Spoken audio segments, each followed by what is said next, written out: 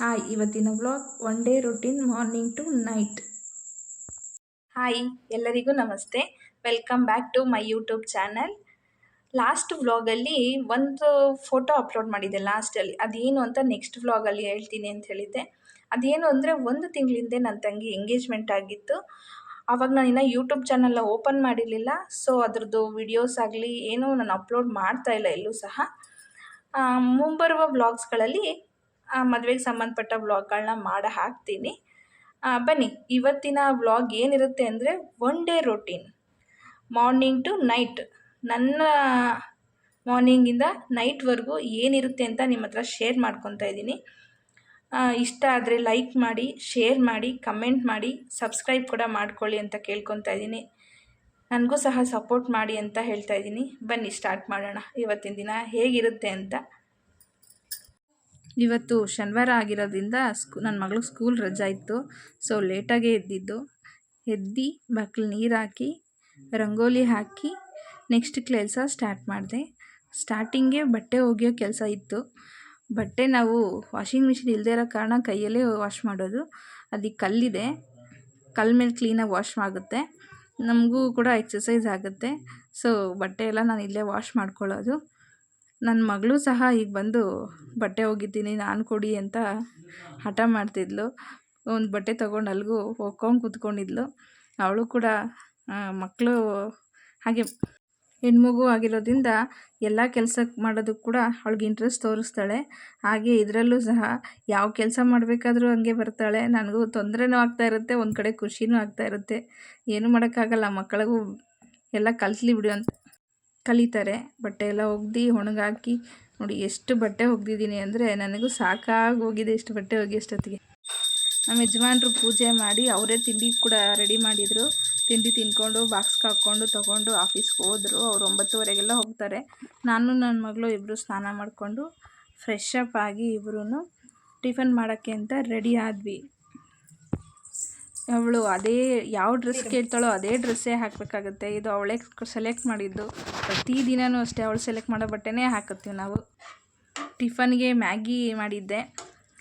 Maggi ತಿಂದ್ಬಿಟ್ಟು ನಾನು ನನ್ನ ಮಗಳಿಬ್ರು ಸ್ವಲ್ಪ ಖಾರ ಇತ್ತು. ನನ್ನ ಮಗಳಿಗೆ ಮ್ಯಾಗಿ ಅಂದರೆ ತುಂಬ ಇಷ್ಟ. ಸೊ ಅದಕ್ಕೆ ಏನು ಮಾತಾಡ್ದಿರ ತಿಂದಳು. ಬೇರೆದು ಅನ್ನ ಸಾಂಬಾರು ಆದರೆ ಹಠ ಮಾಡ್ತಾಳೆ ತಿನ್ನೋದಕ್ಕೆ. ಮ್ಯಾಗಿ ಅವಳೇ ತಿಂದಳು.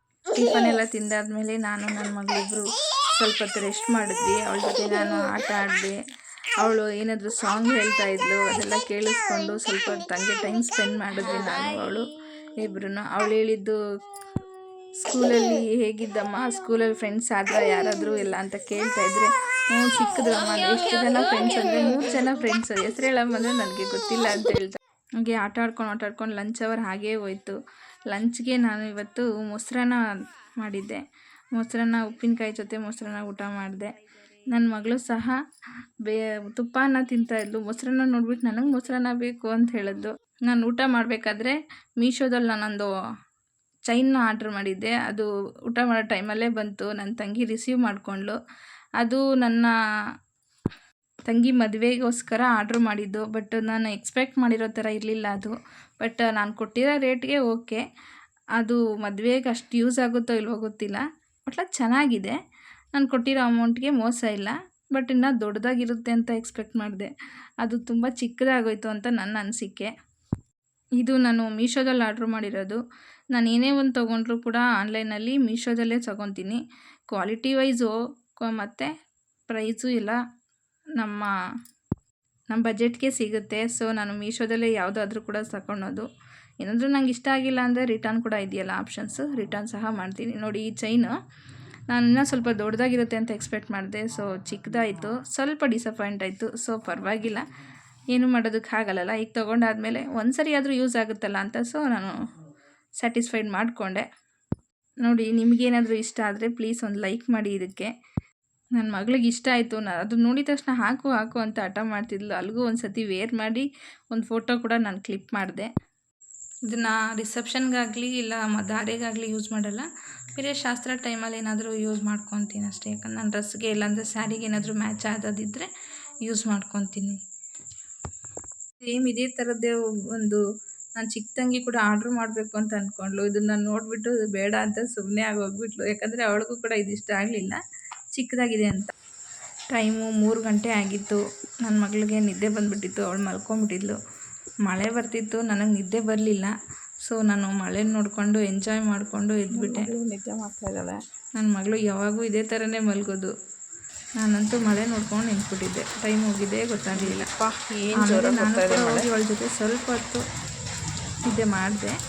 ಬಟ್ 1 ಅವರ್ ಅವಳ ಜೊತೆ ಸುಮ್ಮನೆ ಹಾಗೆ ಮಲಗಿದ್ದೆ. ನನಗೆ ಎಷ್ಟು ಬರಲಿಲ್ಲ, ಯಾಕಂದರೆ ಮಳೆ ಸೌಂಡ್ಗೆ ಗುಡುಗು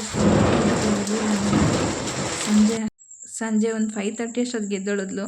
ಸೈಕಲ್ ತುಳಿಬೇಕು ಅಂತ ಕೇಳಿದ್ಲು. ಸೊ ಎದ್ದು ಫ್ರೆಶ್ ಅಪ್ ಆಗಿ ಕಾಫಿ ಕುಡಿದು ಇಬ್ಬರು ಸೈಕಲ್ ತುಳಿಯೋಕ್ಕೆ ಹೋದ್ವಿ. ಅವಳು ನೋಡಿ ಯಾವ ಥರ ರೆಡಿ ಮಾಡಿದ್ದೀನಿ ನಾನು. ಅಮ್ಮ ನನ್ನ ಕೃಷ್ಣನ್ ಥರ ರೆಡಿ ಮಾಡಮ್ಮ ಅಂತ ಕೇಳ್ತಾಳೆ ಯಾವಾಗ್ಲೂ.